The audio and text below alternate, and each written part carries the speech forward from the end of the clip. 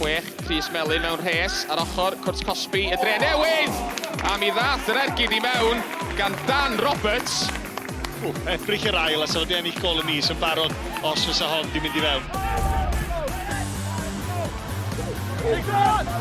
Hyfryd at Woods. Woods, tar y target. Gwych gan Dave Jones. Gwylwn ni un iddo Arbediadau gyda fe dros penwythnos, a mae hon yn un o'r rhain eto. Mae gan Evans. Evans yn mynd i hun! Arbediadau gan Dave Jones. Mae Dave Jones yn darllen ei pin bach i gael ar draws y gol i wneud yr arbediad.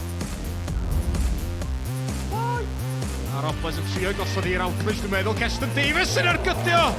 Ac am arbediad campus gan Dave Jones. Ceston Davies oedd yn hedfan i fewn efo'r ergyd.